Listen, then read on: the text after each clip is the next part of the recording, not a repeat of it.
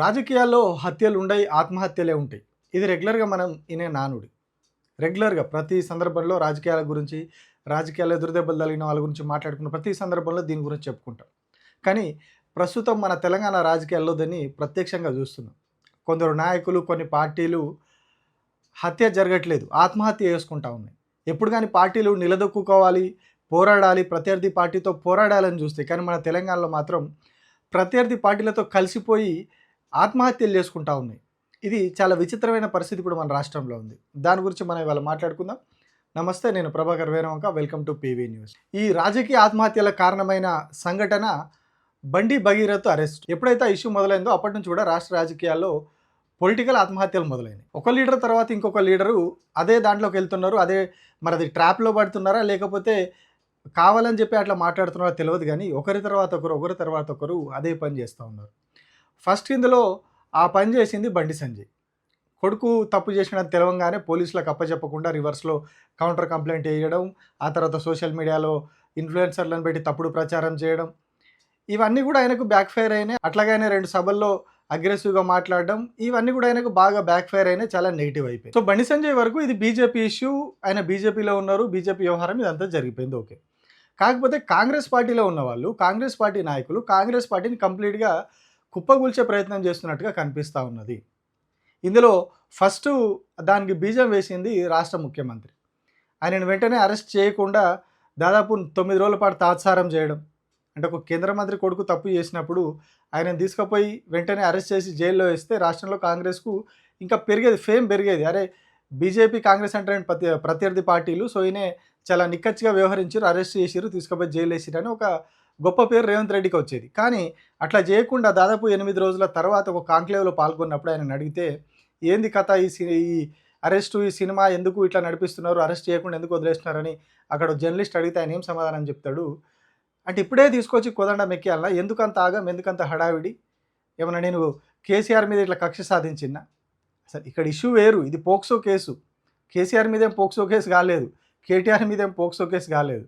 నేను వాళ్ళ ఫ్యామిలీ మీద ఏమైనా ఇట్లా వ్యవహరించినా అని చెప్పి ఆయన మాట్లాడుతారు. మేము ఇమ్మీడియట్గా నోటీస్ ఇచ్చినాం, ఇంటికి గోడ కతికిచ్చినాం, పోలీస్ టీంలను పంపించినాం, ఢిల్లీకి పంపించినాం.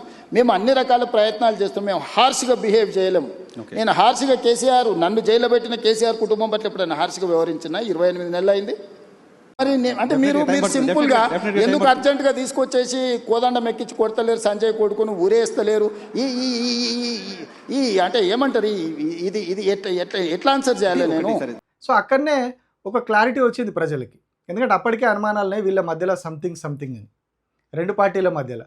సో అక్కడికి వచ్చేసరికి ఏమైంది, వీళ్ళు కావాల్సుకునే చేస్తున్నారు అనే విషయం ప్రజలకు క్లారిటీ వచ్చింది. కాంగ్రెస్ పార్టీ మీద కొంచెం నెగిటివ్ మొదలైంది అప్పటికే. అంటే ఒక బీజేపీ నాయకుడు కొడుకు తప్పు చేస్తే అరెస్ట్ చేయకుండా వీళ్ళు ప్రొటెక్ట్ చేస్తున్నారనే విషయం ప్రజలకు క్లారిటీ వచ్చింది.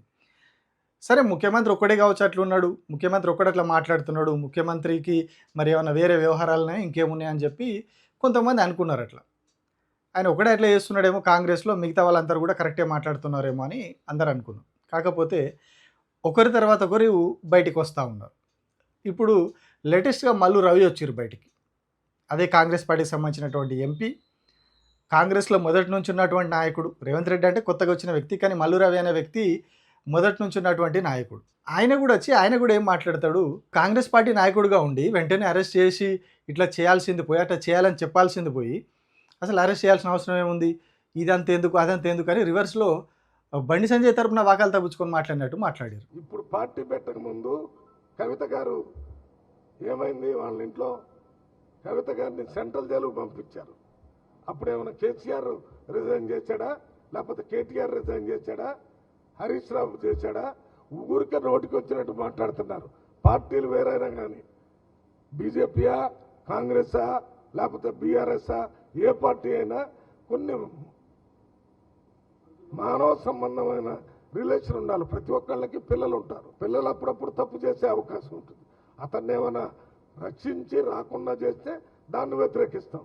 ఆయన హోమ్ మినిస్టర్గా ఉన్నాడు, అయినా కానీ ఆయన వచ్చారు, సరెండర్ అయ్యారు, కేసు పెట్టారు, మళ్ళీ ఇప్పుడు వేరే రకంగా తీసుకొని ఇన్వెస్టిగేట్ చేస్తారంటున్నారు. ఇవన్నీ చట్టం ప్రకారం జరుగుతాయి. సో మనం ఇక్కడ వరకు సరే, ఇంకా ఏమైనా జరుగుతుందేమో అనుకుని వదిలేద్దాం. కాకపోతే ఆయన ఇంకొక మాట కూడా చెప్పారు, అది కూడా చూడండి మీరు. దుష్టం ఏంటంటే, నిన్న మొన్న బీజేపీ పార్టీ ఎట్టుందో ఒకసారి ఆ బీజేపీ పార్టీ హైకమాండ్ని చూడాలని చెప్తున్నాను. 3 మంత్రులు, 3 ఎంపీలు బీజేపీలో ఉన్నవాళ్ళు, పేర్లు నేను చెప్పను, మీ అందరికీ తెలుసు. వాళ్ళు ఈ సమస్య రాగానే బండి సంజయ్ని సస్పెండ్ చేయాలా, బండి సంజయ్ పోస్ట్ నుంచి రిజైన్ చేయాలని బీజేపీ ఎంపీలు చెప్తున్నారు. ఊరికనే అదే వాళ్ళ పార్టీలో ఉన్న క్రమశిక్షణ. ఏమి క్రమశిక్షణ? ఊరికి ఆ పేరుతోనే ఆయన్ని పదవి నుంచి దించితే మేము పదవిలోకి వస్తామని చెప్పేవాళ్ళు ఎక్కువైంది. బీజేపీలో ఉన్నటువంటి ఒక 2-3 ఎంపీలు బండి సంజయ్ పదవి తీసేయడానికి, బండి సంజయ్ని పదవి నుంచి గుంజేయడానికి ప్రయత్నాలు చేస్తున్నారు. వాళ్ళ పేర్లు మీకు తెలుసు, నేను చెప్పను అని చెప్పి ఆయన ఇంకొక విషయం చెప్పారు.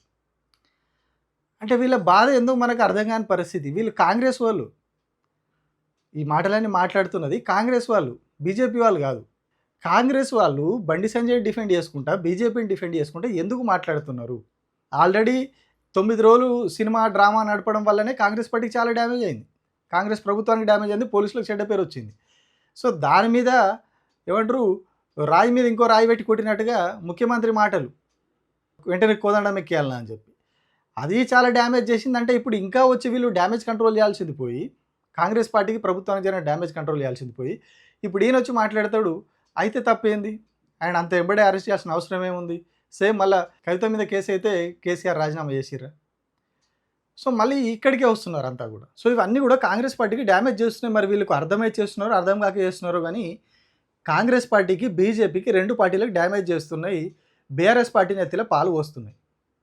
ఈ 2 పార్టీలు రాష్ట్రంలో కలిసిపోయి పనిచేస్తున్నాయి అనే విషయాన్ని వీళ్ళంతటా వీళ్ళు ప్రతిరోజు రూఢి చేసుకుంటున్నారు. నేను దాదాపు రోజు ఒక వీడియో దీని మీద చేసుకుంటూ వస్తున్నారు. రోజు ఒక అప్డేట్ వస్తున్నది. అంటే రోజు ఒకరు వచ్చి ఈ ఆత్మహత్యలు అని చెప్పిన కదా, అది చేసిపోతున్నారు అన్నట్టు. రోజు ఒక నాయకుడు వచ్చి కాంగ్రెస్ పార్టీ జీవం కొంత తీసిపోతూ ఉన్నారు.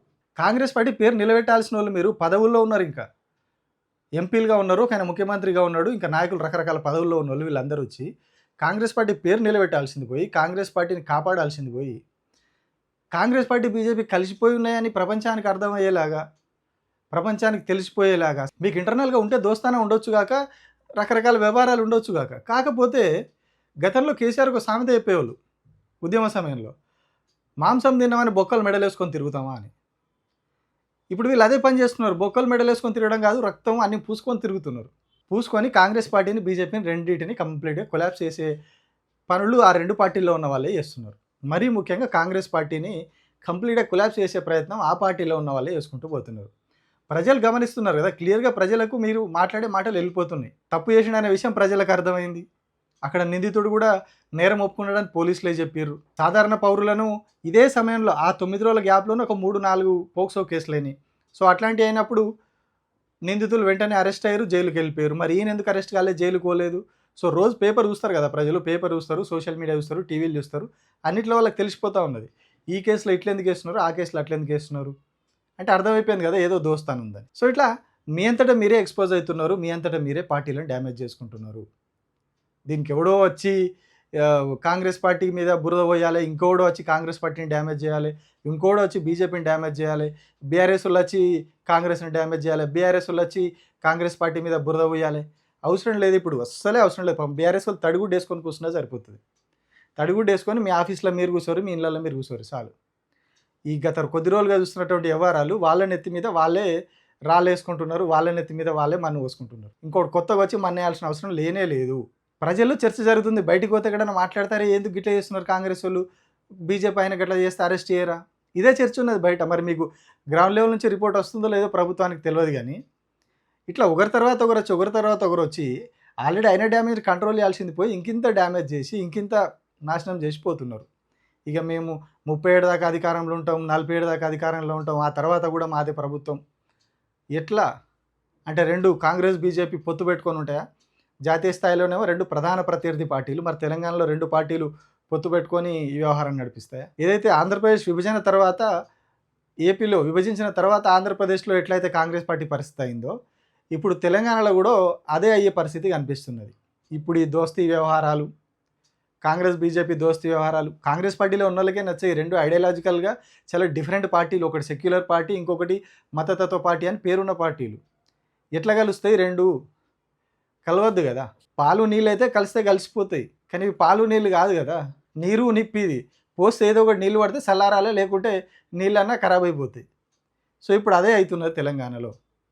మరి ఇది జాతీయ నాయకత్వం అని తెలిసి జరుగుతుందా, కేవలం రాష్ట్ర నాయకత్వమే ఈ వ్యవహారం అంతా నడిపిస్తూ ఉందా? అంత తెలిసినా కూడా జాతీయ నాయకత్వం కళ్ళు మూసుకొని ఉంటుందో తెలియదు. కానీ కాంగ్రెస్ పార్టీకి అయితే చాలా ఇబ్బందికర పరిస్థితులు వస్తున్నాయి. కాంగ్రెస్ పార్టీ గ్రౌండ్ లెవెల్లో చాలా వెళ్ళిపోతున్నది ప్రజల్లోకి. ఇక్కడ కాంగ్రెస్ పార్టీలా లేదు, బీజేపీతో కలిసిపోయింది, ఒక బీజేపీకి ఫ్రాంచైజ్ అని ఏదైతే బీఆర్ఎస్ పార్టీ చాలా రోజులుగా ఆరోపణ చేస్తుందో ఆ ఆరోపణ ఇప్పుడు రుజువు అయిపోతా ఉన్నది. ప్రజలు అదే మాట్లాడుకుంటున్నారు, అదే చర్చ జరుగుతుంది. ఇక మీ ఇష్టం. నేను ఇప్పటిదాకా చెప్పినా కాంగ్రెస్ పార్టీని ఇబ్బంది పెట్టడానికి, ఖరాబ్ చేయడానికి ఇంకోటి రావాల్సిన అవసరం లేదు, బీఆర్ఎస్ పార్టీ వాళ్ళు రావాల్సిన అవసరం లేదు. మీకు మీరే దాన్ని రోజుకింత తొక్కుకుంటున్నారు ఇట్లా కిందికి. సో ఇక అది మీ ఇష్టం. Thank you.